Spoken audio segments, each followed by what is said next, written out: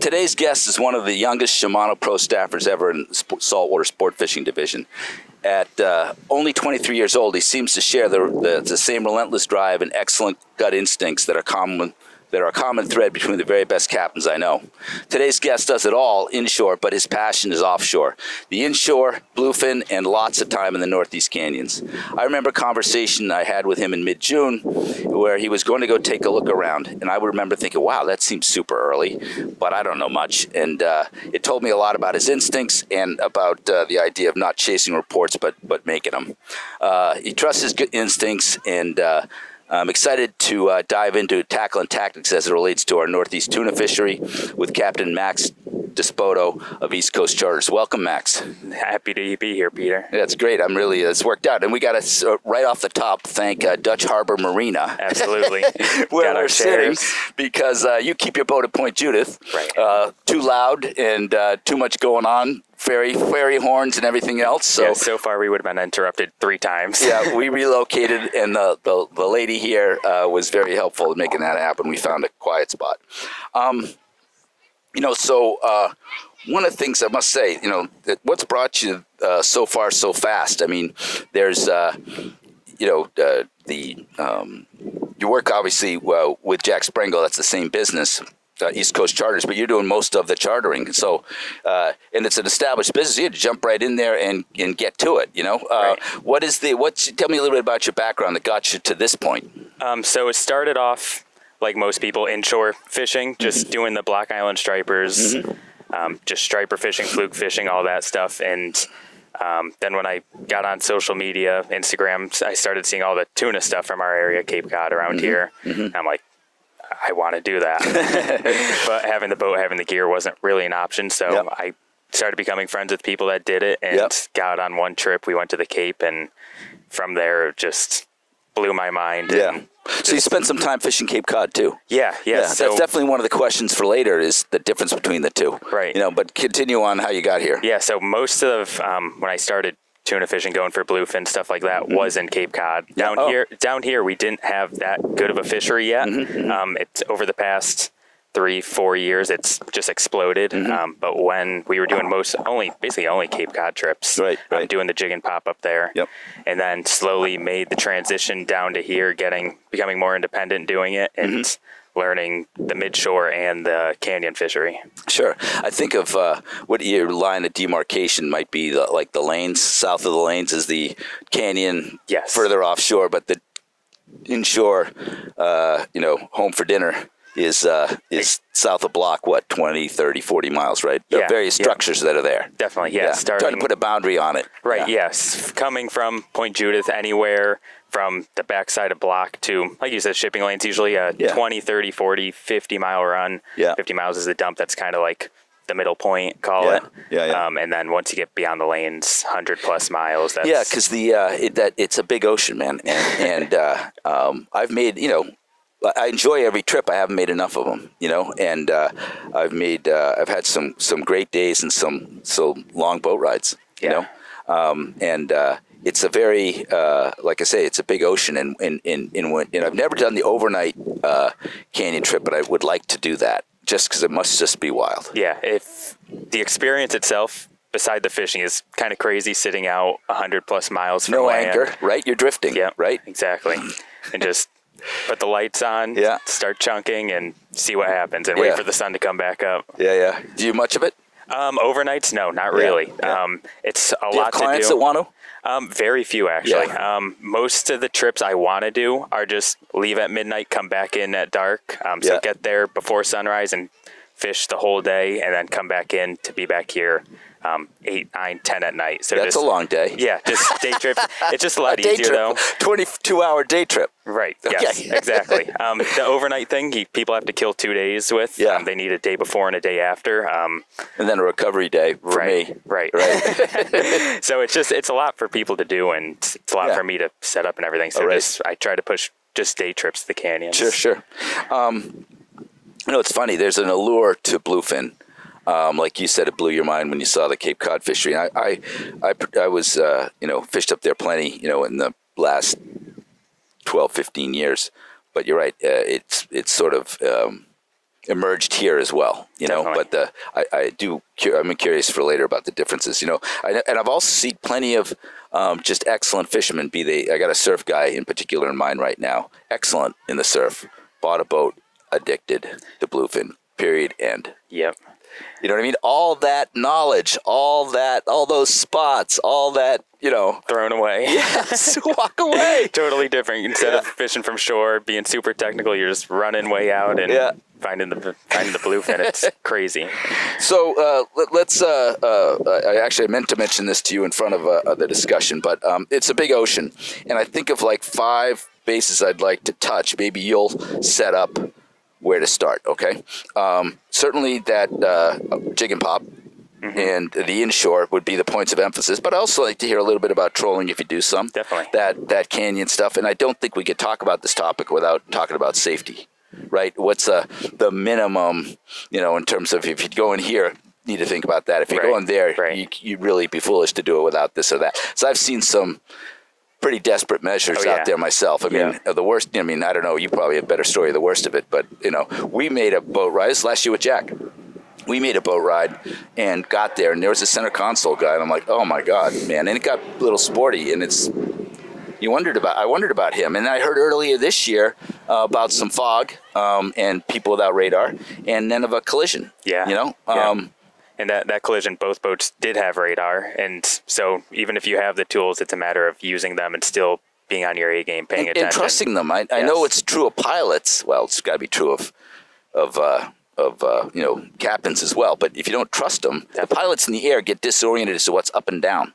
Right. And they don't trust, and they do what they think's right, and poof, into the ground. Got to trust them. Yeah, exactly. All right. So you know, maybe we start in order of what you spend your time doing. Is it you know, that goes a couple things. On the inshore, do you do more trolling or more jig and pop, I think, right? Yeah, more jig and pop usually. So let's start there. Yeah, if we have to resort to trolling, obviously that's always an option. Talking of fog, when it's foggy, trying to find the life, trying to find the fish, we'll usually start trolling and then switch over. But yeah, jigging and popping is what most people want to do, what I like to do, which is more fun, more sporty, and gets... So the game plan, I have a little framework here. Game plan, preparation, tackle, tactics. You already mentioned plan B, fog, troll, resort, troll. Yeah. Okay, so let's, you know, when you're looking at a jig and pop trip, you have a couple clients, you got a date. What's the game plan you might go through in terms of, you know, data around temperature or, you know, your network or some of that kind of stuff? What's that thought process, so that maybe that great surf guy I was talking about might pull an idea or two out of this this is what I'm thinking about when I prepare. Right. Yeah. Network is the biggest thing. Being able to have a group of guys who are going out there regularly when you can't be there or are doing different types of fishing to keep you up to date on where the life is moving, where the fish are moving. It changes day to day. So having those steady reports coming in to put you in that right area, at least as a starting point, is huge. Like, cannot put enough emphasis on that. So finding a starting point where you hear the fish are, where you think they're going to be. That might have been just yesterday, you know? Because I mean, I think of that as, and you get out there and you find the parking lot, you might find the other people who got a similar report about yesterday, but at least it's, you might be starting in a place that they may still be. I mean, my last trip, I was joking with you about it earlier before we started. You know, we found dolphin, lots of them, swimming in every which way direction. So they were not chasing a bait. There was in my mind, there was a relatively stationary bait that they were feeding on, but we just never found anything else with them, whales or many tuna marks, you know. But it starts with, you got to start somewhere. Yes. That's basically finding the life is the biggest thing. Looking on the horizon, finding the whale spouts, finding the dolphins, and then just putting the little pieces together of what you're seeing. Oh, there were birds back there, but there's whales up there. There's dolphins over here. Just searching around, finding what looks the best. Going through them, marking fish, seeing fish on the surface. And would you be trolling during that, or are you really just let's look? Usually, I'm looking. Trying to cover as much ground as possible. Right, you can't do that trolling, right? No, you have to be patient. Is that true? Not able. You gotta. Can't do both. You're going 5, 6, 7 knots trolling, so you just can't cover the ground that you really should be. If it looks really good right where you start, usually I'll just, if we start marking fish, start jigging. If we're if it looks like there should be fish on top, start casting poppers, stick bait, stuff like that. What's the looks like there should be fish on top? Some of the nervous water. You saw one air out. What's the clue? Birds. Birds are a big thing. Usually a mix of everything. You got whales coming up, bubble feeding. It's all odds. You have dolphins coming through them. Birds down low on the deck, on sitting on the water. Yeah. That's a good start. And then just casting, sinking lures, casting poppers through them. If you're marking fish up high, using your fish finder, huge. Just sure. where you're marking the fish. Sinking lures up high. I mean, you're talking about casting a Ronzi in them, let them sink settle a bit, but it's not. It's Exactly. 10 or 15 feet down. Yes. Not an effort to jig. It's an effort to cover. Get off the surface. Right. Yeah, it's right. one of the things I noticed here is we don't seem to have the problem with the birds like they do on the Cape with stick baits. Yeah, we're able to cast a popper most of the time. Sometimes the birds get crazy, but very rarely you'll come into Not a problem. The problem casting is a up there, popper. my God. It's constantly, you just feel like an idiot. Right, which gives us a huge advantage because a lot of the time the bluefin and yellowfin mixed in down there are keyed in on poppers. They won't touch a stick bait sometimes. Yeah. They want the aggressive popper, the water commotion, everything. Yeah. So it gives us a big advantage, especially the yellowfin. That's mixed in over the past couple of years. Yellowfin. We're talking about bluefin, but I want to hear some more about that too because I've only caught a couple and it's a treat. I want to do more of that. You work on the network and you're looking for the porpoises and the bubbling whales and stuff like that. The quote life. In terms of preparation, is there anything? Is it just tackle prep, checking leaders? Yeah, that kind of stuff? Whole night's worth, days before worth of tackle prep. Just making sure all the leaders are fresh, making sure they're up to length. Yeah.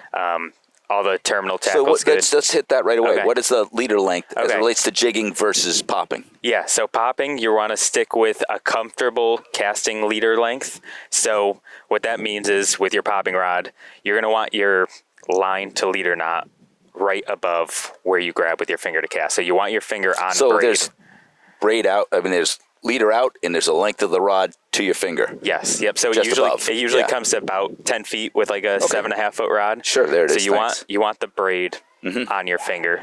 If the fluorocarbon's coming off the spool, it's going to go through the guides all weird and everything. But if it starts straight, you're going to be able to cast it far. And then obviously from the tip of the rod down to the lure, comfortable, so you aren't hitting stuff on your back cast, but also not waist short. So you want as long as you could with a comfortable casting distance. Sure. Rigging to the lure itself. Talk through that real quick. Yes. Preference for one versus the other. Maybe it's the same for both. I know there's a whole bunch of paths you can go down there, but the simple one. Yeah, standard. Yeah, thanks. Barrel swivel to a split ring. Okay. I like Spro barrel swivels. Yep. Any size 200 to 300 pounds in that range. And then owner hyperwire split rings. That's a pretty basic one that you can get everywhere. Number 8 is about the size I go for everything for Midshore. Yep. And that's what you call that south of block Midshore? Yes. Okay, yes. cool. Yep, Midshore. Yep. But yeah, Spro barrel swivel to a split ring, and then put that onto what you're using. Most jigs, this is for popping for now. Yep. But yeah, put that to your popper, put that to your stick bait, whatever you're using, and that way it's easier to change lures out, prevents line twists, and just gives you extra connection rather than tying directly to the lure. Better strength tying to a swivel than to the lure. Right. And what's the knot? I like polymer. Yep. Polymer knot. You can get away with just a normal improved clinch knot if I'm in a rush. But what's that strength of the fluoro? On the leader you're tying. Because I think it is the braid to fluoro knot. Well, braid to fluoro knot. Yeah, go ahead and give me both. What's that's going to be an FG knot. Okay. Always an FG knot. And then to the swivel. FG polymer knot. Polymer. Okay. Yes. You can do. I don't usually use the polymer, but you can do that in fairly heavy, stiff fluoro. Yeah, I find it pretty easy to tie. 80-pound fluoro is kind of the starting point for out there. If the fish are going crazy, they're leader shy. If there's bigger bluefin mixed in, you could jump up to 100, but usually don't need to. You can get away with 80. You won't put enough drag to break 80. It's just more for chafing. Yep. And then if they're getting finicky when the yellowfin mix in, drop down to 60 sometimes. Yep. That's especially for jigging. But topwater, casting, popping, 80 is the standard. Yes. Okay, cool. Yep. Can you build me that jigging leader? Yes. Yep. So starting with the FG knot. Yep. The Now biggest, it's in your hand because you got a longer leader for jigging. Yeah. Now. Yep. So jigging is going to be this is where a huge advantage comes in, going like with a 20 to 25 foot jigging leader. Okay. The water's super clear out there. That's where one advantage comes. That one place where something so simple just that you can do gives you an advantage over a lot of people out there. If they're using the shorter 10, I mean, sometimes even 6 foot, they take their inshore tactics and bring them out there. Yeah. Which I understand that's what you know. Right. But the water's so much clearer. The fish see more. You're working it vertically through the water, so they're going to run into the braid a lot easier. So giving yourself 20 to 25 foot leader just sets you off on a better starting point. Back at still 80? Yes, so 80's usually the starting Must buy point. a lot of 80-pound fluorocarbon. Yeah, spools and Yeah, spools. exactly. Yeah, so starting off 20 feet is gives you a good distance. Same thing, polymer or not. Most jigs come with the assist hook already on a split ring. Yep. So I just tie a Spro swivel on, put that on the split ring, the existing split ring. If it's a normal jig made for tuna, offshore stuff, the split ring will be good on it. Yeah. If it Otherwise, doesn't, you might swap it. yes, exactly. Okay. Well, that's great. Same because- thing, polymer, FG knot, Yeah. 20-ish foot. And that jigging comes down to when the yellowfin around dropping down a leader. That's where you'll see a huge advantage, 60 for even down to 50 or 40 sometimes. Sure. If they're super finicky.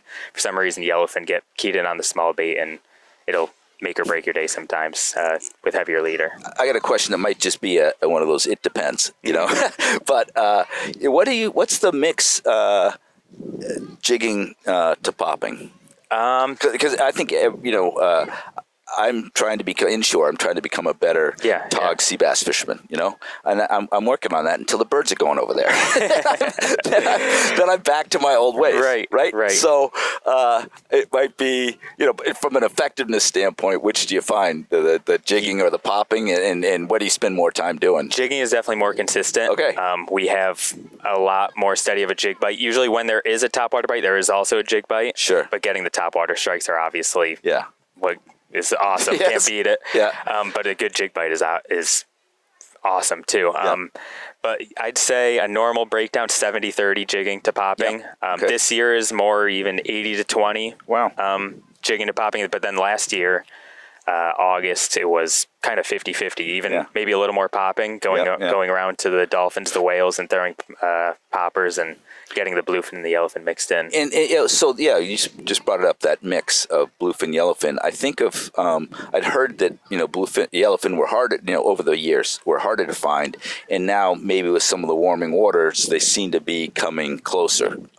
Is that your experience that you have near shore, midshore rather guy has a could make yellowfin part of his day? Definitely. Doesn't require the Absolutely. the canyon. Okay. Yeah, I don't know. Over last year was the first year that it got really, really good. Midshore. And at what time of year? Around now, right? Yeah. It started Maybe last year. Started to go. August. Yeah, and better and to run for a month or Yes. two. Okay, Yeah. cool. And You then get out this there. year it started earlier. I think second week of July, third week of July, we started seeing yellowfin midshore. So I don't know what this month. This if is it's a note just, to self, okay? I'm just putting YFT up here at the top. Need it's to do coming. that. Yeah, that's great. Did the tactics change? Is there is there a preference? I mean, I've caught with Jack yellowfin on top and just blew my mind, right? Right. And I would wonder if there's much of a difference in tactics. That I have a one-off experience. Do you mix it up for bluefin, for yellowfin versus bluefin, or is it just drop that leader size down? Is the main drop change? That leader size down, and Baits don't get bigger or smaller or something. Right. Sometimes downsize bait, downsize jigs. Yeah. Yellowfin tend to seem to like poppers more than bluefin. Bluefin will come up for it all the time, but yellowfin seem more aggressive on days that bluefin won't. That's one difference. Yes. Okay. Yeah. Yeah. Cool. We saw that in the canyons too. Canyons, it's usually only poppers out there for throwing topwater. So we just brought that inshore, midshore, and it's been working really good. Excellent. The and so maybe spend a little bit on jigging, and I did some homework, as I told you. I even have a little chart of the structures. We'll talk about that in a bit. But what are the couple of jigging methods? I recognize that there's various speed jigging and various other styles of jigging. When you get a client and okay, we've marked a couple fish. you get them set up on jigs. What's your instruction to the client at that point? How do you tell them to jig? How do you, Yeah, the easiest way is to show them. Okay. Just so they get an idea of speed, cadence, and rhythm. So number one, drop it all the way to the bottom. I always start to the bottom. Yeah. Fish, even if they're up high, they're going to see it falling and chase it to the bottom, Okay. and then give them a kind of a pinch point of where they could eat it, rather than stopping it 50 feet down, working it up 50 feet down. Once it gets to the bottom, as soon as you start going again, a lot of the times they'll hit it right then. So hit the bottom, and then just change your speed up, figure out what they want for the day. If I'm on it regularly, I'll tell them, really fast. So pump, reel, really quick. And then if they want a slower, a little longer lift, then reel down, a little longer lift. But just finding out day to day what they want, really. Yep. There's, On the Water's been a place where I've learned a fair amount of my background. I need experience, but a background. And I was just curious because they listed, a couple of different types of jigging, speed jigging, that kind of stuff. Is there a snap jigging? And I get the impression that you might use different types of jigging on different days. Definitely. But you just kind of said to find out what they want. Yes. So if you're going to put the client through a couple of, okay, mix it up, let's do this. The first one was find the bottom and relatively speedily bring it back to the surface, or 50 feet and drop it again. It's to the surface, right? They're going to follow it the whole way up. Same thing. Depends where. Depends. But usually, I knew it was coming. Yeah, I know. It's hard to say that, but you can say it with everything. But trying to explain it out. Perfectly cool. Yeah, but usually I would do bottom to about mid column. Yeah. Okay. Keeping it in that area. A lot of the fish above that are going to be tough to get on a jig, just because there isn't much room for them to see it, follow it, eat it. Oh, nice. It I hadn't happens. really thought of that. It happens, but usually mid column, drop it back. Mid Sure. column, So drop back. would you use a metered braid?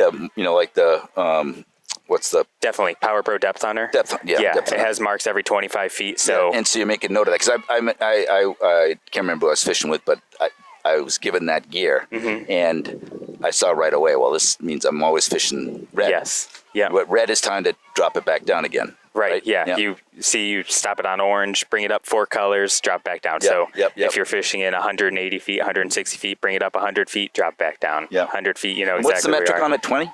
There's every 25 feet? Yes, yeah. Okay. All right. So 4 colors, 100 feet, and okay. drop it back There it down. is. So it gives you an idea of where you are. It Instead feels of a just lot blind. more precise than the regular, C16 or Jerry Brown that I had on my setup. Definitely. Yeah. Yeah.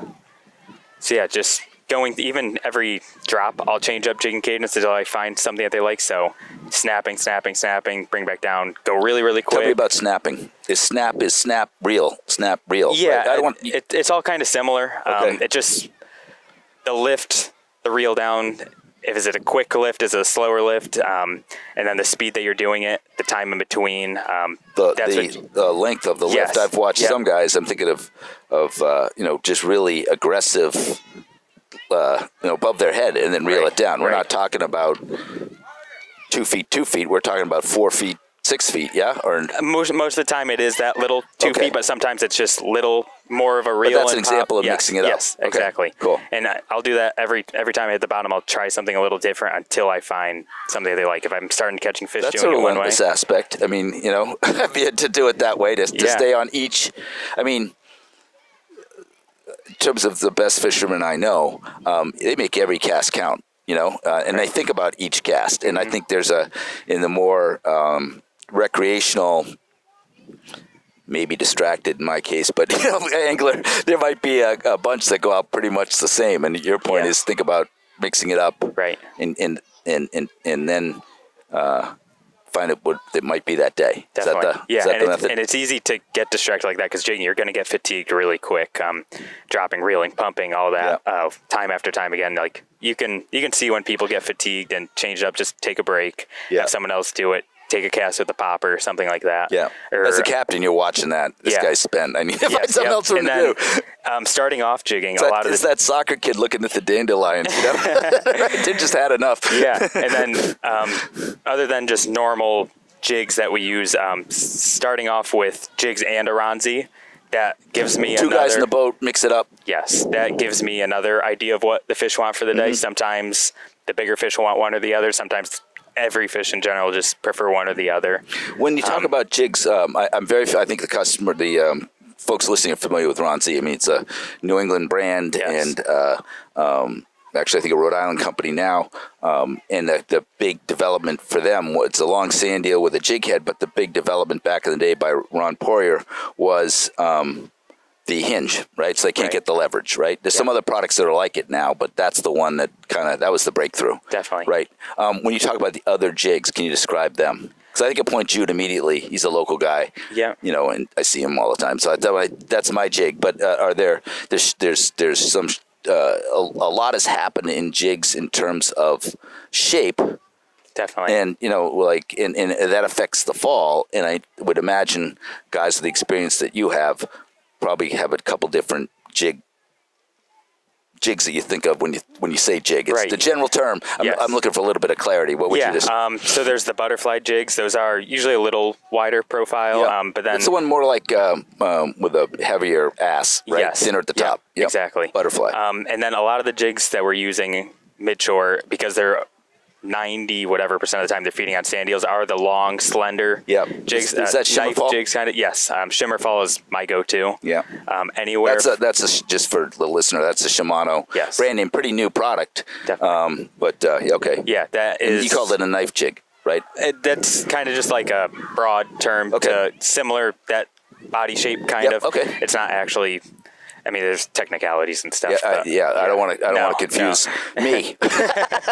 Gets to me too sometimes. But yeah, the Shimmerfall is like a good idea of the shape and size. 100 to 170 gram is a good starting point. If the current's ripping, if the wind is blowing. And you're adjusting that like you would a bottom fisherman inshore, weight to current. Yes. Not weight to depth. Yes. And also what the fish are feeding on and how active feeding they are. If they're finicky, dropping down in weight, even if we are drifting quicker, you'll have to cast it up. Well, not cast it, but flip it up current, try to get it right onto you. Only be able to fish it 1 or 2 times up and down before the time it's scoped way out, and then do it again. Sometimes the lighter jigs are what they want, the smaller profile, and then lighter, smaller. Yes. Is the relationship, right? I mean, yes. Okay. Yep. And then if the fish are active, if they're feeding good, just go heavier, be able to hit bottom quicker. That's what I was doing in my head. Is like I'd want to fish a heavier jig all the time, but I couldn't match the profile in some situations. Exactly. All right. Yeah. And that butterfly jig is a different shape, imitating maybe different butterfish. Maybe I think of them having a broad profile. Is that an example of what a butterfly jig might imitate? Yeah, close to that. Anything on the bottom, there's like whiting, pollock, stuff like that. There's small things that they could be picking off the bottom. Sure. Even sand eels. It has such a cool fall too. I mean, right. I think that's just probably the crack, right? They just like the way it's settling. Right. Yeah. Sometimes they don't. You don't have to imitate anything that they're eating. Just the reaction of. That's sort of. Yeah. Very cool. Is there another shape besides those two? Those are the two basics. There, it's very helpful to me to think about. A wider profile, a skinnier profile, and then a Ronzi. Those are like the 3. Yeah. And 10-inch Ronzi is standard. Sometimes drop down to the 8-inch if they get finicky, especially the yellowfin. But don't leave the dock without the hinge. Yep. Excellent. That's really helpful.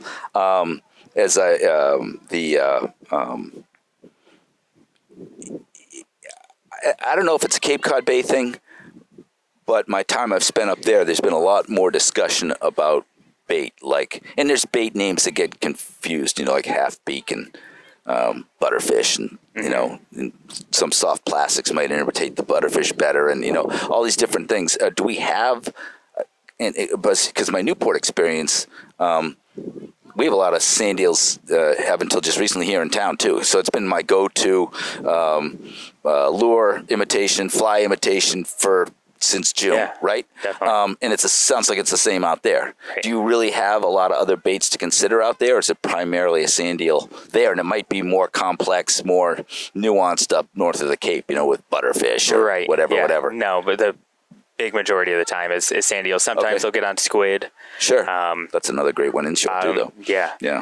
Like I said, the small fish on the bottom, half beaks maybe every once in a while on the top water. When you say small fish on the bottom, I think a hake is being a pretty good size animal, though. I mean, right. Is it 12-inch kind of bait, or is it larger no, than that? I will jig if we drop babies? like a speaky down 6 inches, 4, 5, 6 inch. Okay, so really they're eating peanuts, elephants eat peanuts. Definitely. Yeah. Okay, definitely. Cool. Yeah. But yeah, most of the time you could bank on them eating sand eels. Sure, that's my sense of it. Yeah, totally. On the Ron Z, do you switch colors for inshore? You might use a dirty water, brighter color. But do you switch Ron Z colors for different baits you think they might be on, or do you stick with a couple? White is my go-to. Start with white. Just white, silver, the basics. Yeah. And then if they aren't liking that, or if someone's doing good on something else, try pink is a good one for midshore for some reason. Yeah, could be a squid. Yeah, right. Just something different for them to see. It sticks out to them with all the bait around. I mean, what you just described resonates with me as it relates to albie fishing. When there's just a ton of bait, same size but brighter, easier to identify color.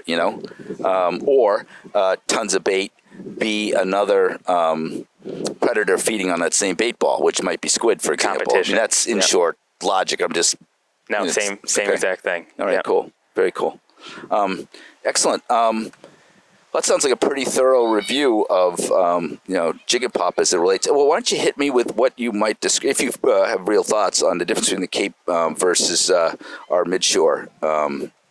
I think of the techniques you're describing pretty similar.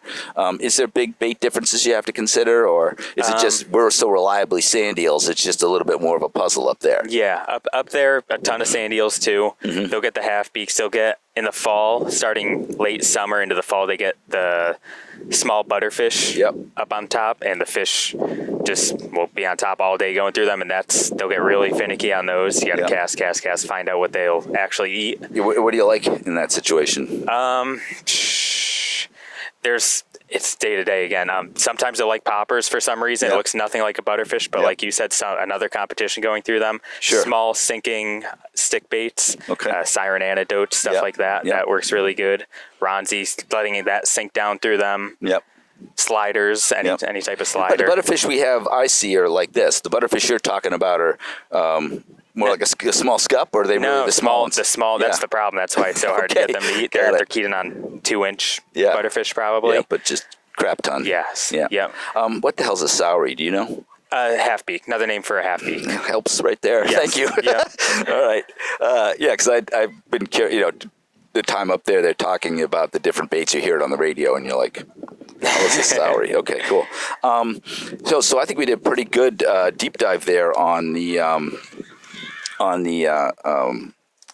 jig and pop. So you mentioned Plan B, or in fog might be trolling.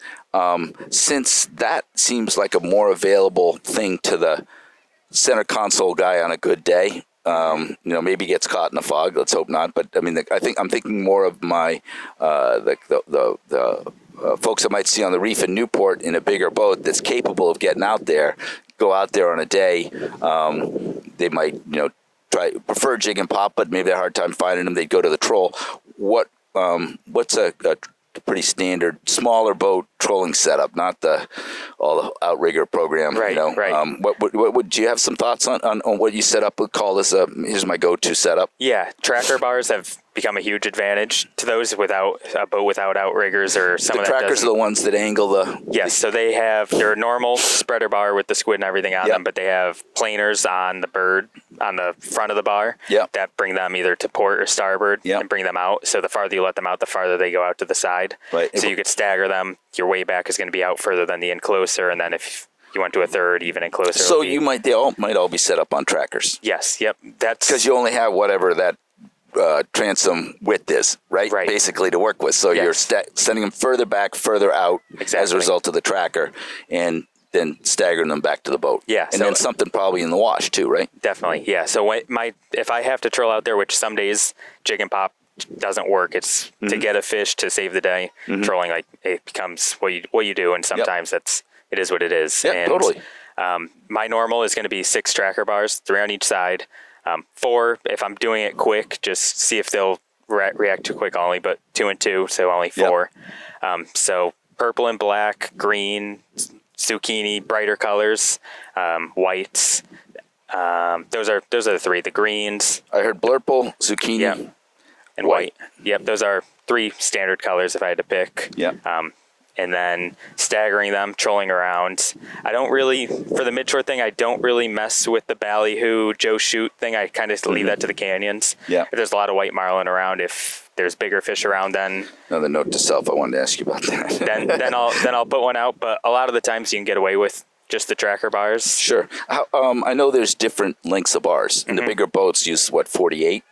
Or is it 36 and you use 24, or you work 36 with those trackers? You can do it. Yeah, I use a mix. So there's 18s and 18, 19 depending on the brand, and then 36.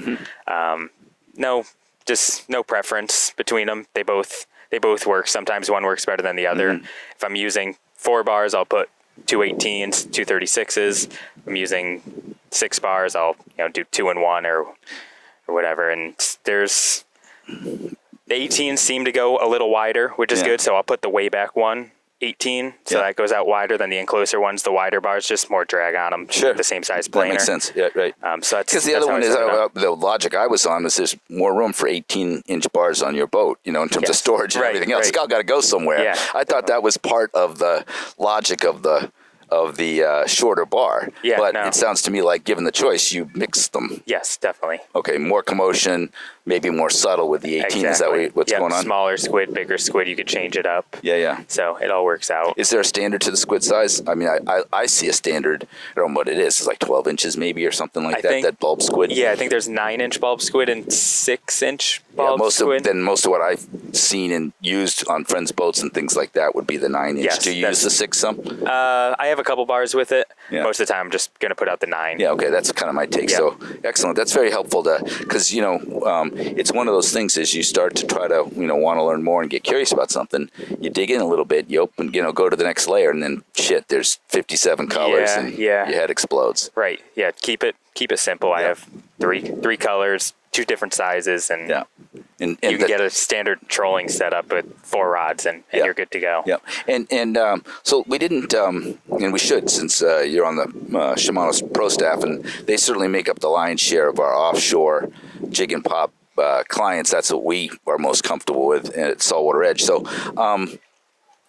since we're talking about trolling, let's talk just briefly. I think of this being good, better, best. And I think it was Jack Bright was talking to us in the past about using some of the smaller talicas, just being powerful enough for what we do without being the big, heavy internationals and all that kind of stuff. Yeah. What is what's your setup for that? For that description you just gave us, what do the 4 rods look like? Yeah, talicas made trolling enjoyable. To fight fish trolling on, you don't need the big 50 wides even.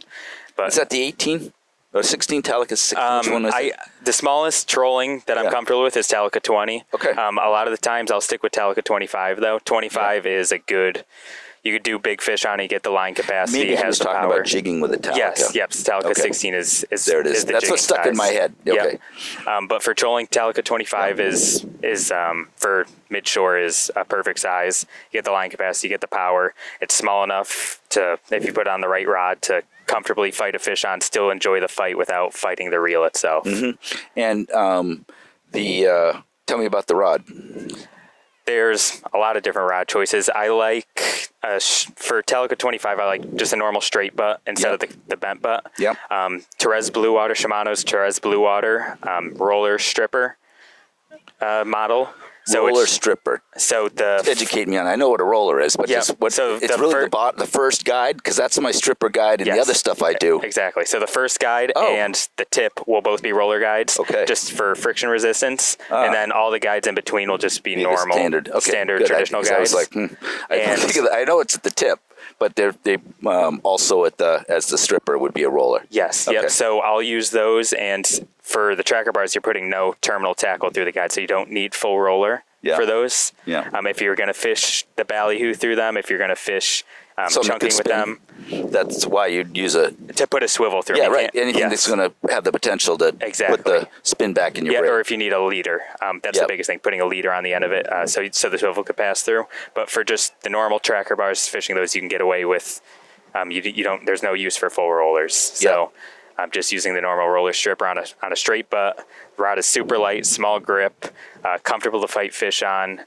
What's the spec, if you would, for power and that kind of stuff? Is there, or is it blue water like classified on its own, and I don't have to think about that? Yeah, I'm using my light tackle logic, right? There's line weight like 30, 50, 80, stuff like that. Where do you land there? Usually towards the 30. I forget the exact specs, but it's all right. I'm just trying to get 25, I think, is the medium heavy of the Therese blue water. And then for my 50s, I have the heavies. Yeah. And the medium heavies are fun to fight those smaller bluefin and yellowfin on. They bend, they're light, and it actually makes trolling enjoyable. Yeah, good. That's a big help, because that's probably the kind of trolling I'd enjoy too, you know? Right. If you have to do it, make it to where it's fun. Yeah, absolutely.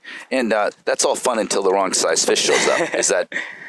the Talica 25, I'm comfortable with it. I do 80-pound hollow core underneath 80-pound top shot. Yep. So I get a ton of line capacity, and 80-pound can hold a lot of drag. Yeah. So I've landed giant bluefin on it comfortably, and not recommended. You're not a big dude. You comfortably? Yeah. Okay. I've seen Bobby. You know Bobby Rice, right? Yes. March to the front of the boat and just, he's already dispensed of his 3 clients, me and 2 other guys, and he just comes up there and finishes the job with form. Exactly. He's strong as an ox. We know that, but it's form. Yes, where you put the pressure on your body, on yourself, not wearing out when you can't gain on the fish. It's just all about expending your energy at the right times in the right places. Yeah. So putting it in your legs, in your back shoulders, rather than just in your arms. Your arms will burn out right away. So putting it into the core of your body rather than your externals, I guess, extremities. So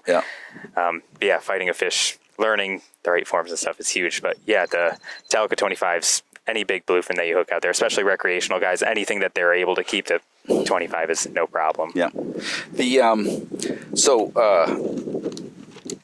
the other couple of topics, I do want to hear about your some of your experience out in the canyons, and what that kind of fishing might be like. I've only done it some, and if you could fit in some white marlin, that'd be great. But we're banging through our time here. It's good. It's really good. I'm enjoying the hell out of it. So tell me about the. So you've gone past the lanes, and you're now more towards the true offshore in the Northeast canyons. Let's do it. Game plan, prep, tackle, tactics. What do you? Short course though. We probably have another 15 minutes. Starting point is going to base a lot off of water temperature charts, water temperature and color charts. Yep. Looking at What's where the chlorophyll, how blue the water is. Yep. So that's usually that's a linchpin. That chlorophyll, that'll get you the plankton, which will get you the bait, which gets you the party. Right. Got it. Exactly. They like the blue water. Sometimes they'll mix into the green. They get weird sometimes. Once you've seen it, you're like, that's what blue water is. Right. You know when you see it. You're in it. Yeah. Starting at a temperature break where it's either warm or cold or whatever. I'm working each side of the temperature break, which canyon it's in, then working the canyon walls. That's really the starting point. That's, unless you have reports, obviously that's another thing to go off of where the fish are holding. Right. But it's mainly a trolling game out there to start, at least. If the fish are on top or you start marking them, that's when you could switch over to jigging, but it's a lot of trolling out there. Does your trolling setup change a lot? A lot more rods, and then that's when I incorporate the ballyhoo a lot. Yeah. The ballyhoo is the Joe Shoots. Yes. Yep. Rigging a ballyhoo behind a Joe Shoot. And that's when I'll go up to 8 rods, 10 rods even. Even on the same boat? Yes. Yeah. That's when you pull the outriggers out, put them out, and the tracker bars on top of the riggers, and deep divers I add. Yeah, deep divers are that Rapala 30. Yes. Yep. Nomads, X-Wraps. Yeah, that's a classic one. That Rapala one. Yeah, but that's what it's for, right there in the wash. And a Ron Z can go there too. Yeah. Definitely. Yeah. Yep. And a new thing. Well, not new, but is that the flat line? What's that expression for? That'll be a lot of the times a Joe shoe. It could be a lot of things, but a lot of the times a Joe shoe with just a flatline clip, basically an outrigger clip on the back of your boat, right in the wash, right there. So just hold it low to the water and keeps it close rather than up in an outrigger. Yeah, and planing out maybe or falling back further. Exactly. Got it. But most of the same gear, just more of it. Yeah, I'll bump up to 50 class out there, Talica 50s, just because big eyes. If you get a big eye, it gets just more comfortable. I do usually half 50s, half 25s out there, so that way the yellowfin on stuff that the yellowfin are more tendon to eat, the bars and stuff like that. But on the 25s and then the ballyhoo on the 50s. Yeah. And that's when you got to get a full roller rod. And how many ballyhoo? Is there one or two in the wash? So the big eye eat out of the wash? Is that what I'm putting together here? Or even the far riggers. So I'll do 2 in the far riggers, way back, and then 2 right in the wash. Shoots on all? Yes. Got it now. Yep. Okay. I thought, for me, it's mostly been that in the wash, Right, okay. Definitely. We're getting... we've covered a lot of ground, literally. Honestly, I guess. Yeah, we're on the canyon now. I guess we have. Yeah. Another 100 miles. Yes. I know white marlin is my understanding is to keep your eyes peeled. Yes. Right. See them on top. Yeah. So go ahead and talk me through that while I find my little closeout questions, and we'll. Got it. Yeah. Looking for them, you'll see the bait spray. You'll see their fins on the surface. You'll see their tails. See them slashing and. If they're up like that, they're aggressive. So having a lighter spinning rod setup, you could double over the casting rod that you're using for popping tuna. Yep. And sometimes you got to drop down a little lighter leader, and then casting smaller stick baits. They'll eat a ronzi. They'll eat. I've had them eat poppers, but not usually a safe bet. If you have a good chance at them, cast a small stick bait, something that looks like a lot of times they'll be chasing the half beaks. Yep. But putting a good cast in front of them, working it aggressively, and when you see half beaks, do you think I better be on the lookout for? Is there a relationship there between finding white marlin and half beaks? Is they preferred bait, maybe? Yeah, definitely. Absolutely. Yeah. Yep. And how close to? I mean, is it definitely in the canyons past the lanes, or could they be anywhere? No, they're coming way inshore now. It happened to a friend of mine. Yeah. Not far from Newport. Definitely. Yeah, they're. A lot of the times you'll see them around the windmills, and then even, like you said, up inside of the island even. Yeah. But where you're doing the midshore tuna fishing, they're all over there. Yeah. So keeping your eyes out. You'll get them on the troll sometimes. Yep. Time of year? Once the water moves in, so mid-July, early July. So they're already... Yes. Okay, very cool. And good numbers right now. Yeah. Oh, that's great. Mm-hmm. That's great. They're fun. It's a huge bonus to be able to see land and catching white marlin in the Northeast. It's like, wow, it doesn't seem right, but it's the water's there. So. Yeah. I think we're going to, we've covered a lot of really good information in my opinion. And because this is stuff I'm really curious about, and I expect the listeners going to really enjoy this too, but we probably could do another, whole thing on, because we haven't done deep drop, we haven't done safety, we haven't done, but people need to be safe. We'll say that and be done with it. Okay, we'll leave that part out. But the point is, we've only talked about a couple things that really is a remarkable world-class kind of opportunity within striking distance for the right center console or all the big game guys. Yes. Yeah. And it's over. Like I said, it's just been getting better and better each year, and we're lucky to have the fish that we have so close now. Yeah. Yeah. So you see that low battery signal on the phone? Yeah. So I'm going to ask you a couple of wrap-up questions as a result. And this is built more to the inshore guy, but I think you might have an answer. Wrap-up questions. What would be a couple of you did give us a nice tackle list, but what would be a couple of lures that, for sure, and we'll stick to the midshore. Okay. What would be a couple you'd say, don't leave home without, these couple lures, or maybe this lure in these 3 colors? Or first one that comes to mind is the 10-inch ronzi. Yeah. It's a staple, have to have. Always have at least one tied on. Yeah. You're able to cast them. You're able to jig them.